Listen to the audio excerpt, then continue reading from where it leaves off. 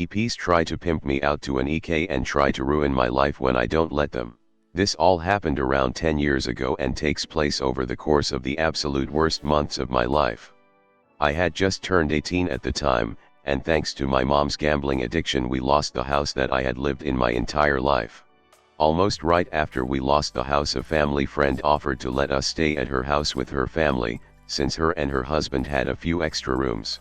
We moved into their very large house, and at first things were great. The family consisted of the EPs and their EK, who was the same age as me. All of them were understanding and nice at first, offering to let me and my mom stay for as long as it would take for us to get back on our feet. Even got me my first job working as a volunteer at a bingo hall. It was all under the table kind of money, but I didn't care since it was money in my pocket that my mom couldn't/wouldn't provide me. EPs had been family friends for a very long time, and are absolutely enamored with the idea of me and EK getting together, and have been ever since we were little. They constantly made comments like, "Look at the beautiful couple, you two look so great together," or "We'll give you lovebirds some privacy," whenever we were in the same place together. Despite me stating several times that I didn't like him in that way, they were determined to try to get us to work, like some kind of arranged marriage. I think that really fed into EK's ego, because about a month into my stay there is when the first incident happened. We were walking down the hall when he smacks my ass from out of nowhere.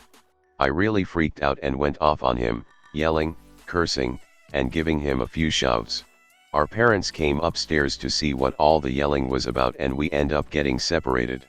I tell my mom what happened, and she responds by telling me it wasn't a big deal and to not rock the boat while we were living there.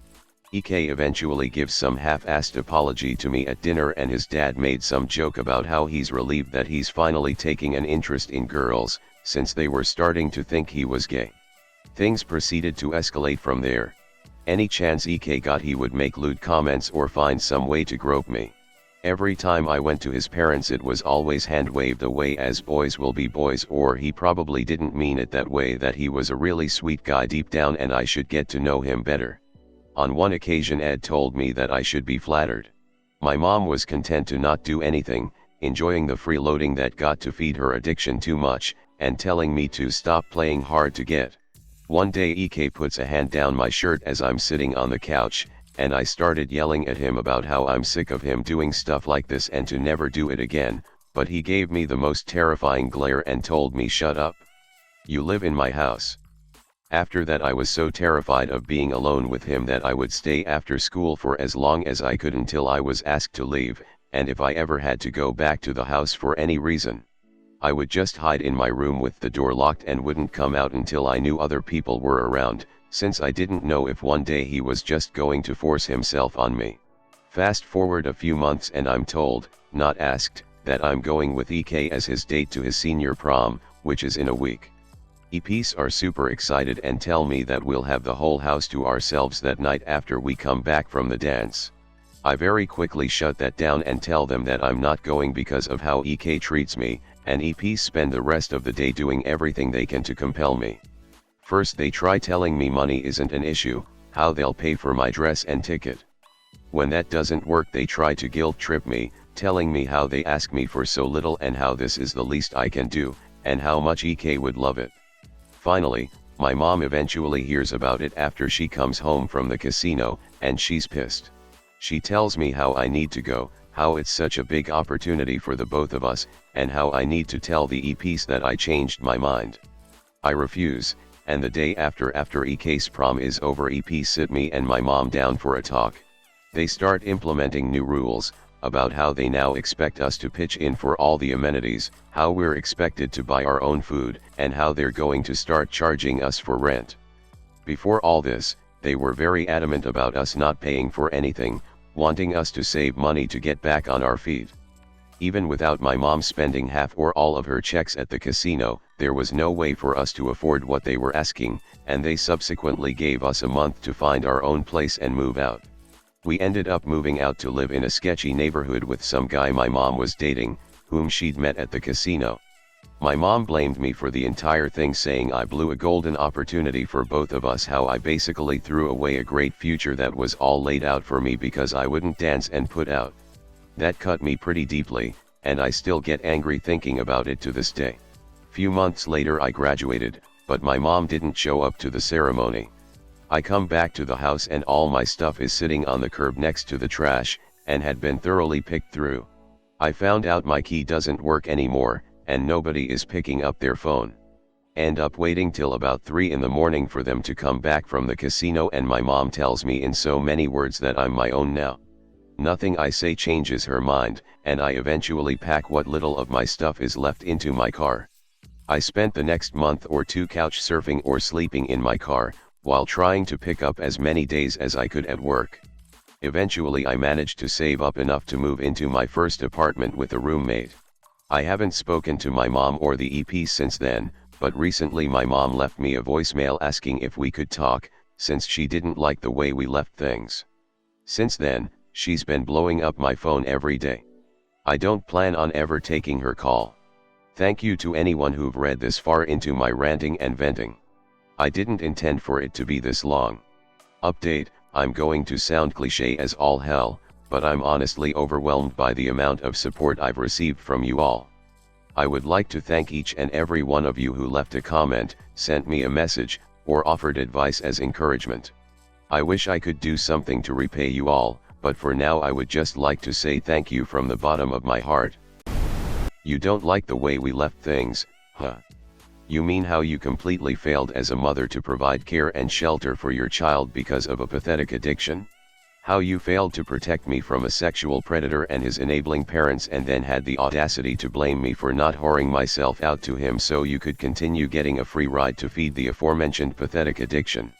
How you turned me out on the street with no notice, money, or resources because you couldn't pimp me out? How, because I refused to be a good little prostitute so mummy can live carefree on easy street, you put me in danger of being raped, robbed, or murdered? Can't think how we could have left things in such a terrible state between us. First name. So, let me clear the air. I have no mother. You are a stranger to me, and always will be. I do not know you, and I have no desire to know you. I wouldn't piss on you, even if you were on fire. If you ever contact me again, I will report this harassment to the police. Wow, first of all, your mother is a piece of garbage for trying to use you like that. It was her responsibility to provide for you, not the other way around. Also, that was your legal residence and she legally couldn't just change the locks and kick you out without notice. I really wish you had someone in your life back then that could have told you this. Honestly, I don't think she is going to change. You've got yourself together and she now wants back in your life. It's just so she can mooch off of you now. Don't fall for that BS. I'd tell her that the only way she is going to be in your life is if she gets her act straight, goes to Gamblers Anonymous, and is supporting herself. She owes some serious amends to you. And the second that she asks you for anything, that's it. She doesn't get another chance. All that being said, gambling is an addiction that is an illness. Keep that in mind. If she is willing to get herself the help, then she may be worth having a relationship with. But she has to want it for herself. Don't let her guilt you into anything. She made her choices and she will have to make better ones if she wants to get you back. She's not worth the call. It's more than likely an excuse to steal from her own daughter, and even if it isn't, she vouched for the EPS trying to whore out up and would have let EK rape her if it meant a little extra gambling cash. The forgiveness ship has sailed. If I was up, I'd forget she ever existed because there's no coming back from that, addiction or not. Fuck your mom. Fuck her. She's just as bad as the EPs, if not worse, if she was willing to allow her daughter to get possibly sexually assaulted simply because she was enjoying being the worthless bitch that she is.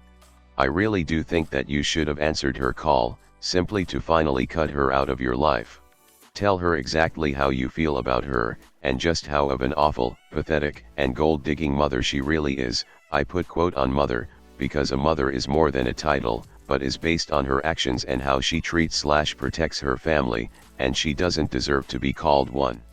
And if you ever come across those EPs and EK ever again, and if they approach you, let them know just how awful they are, and insult their angel by calling what he truly is, a creep, sex offender in the making, and make sure to inform them that if they ever try to approach you again, You'll either call the cops or lie to them, saying that you carry a firearm and will shoot them on sight or something, LMAO. I truly hope your life has become better and neither of them ever tried to find you or contact you. I'm truly hoping your life has turned around for the better.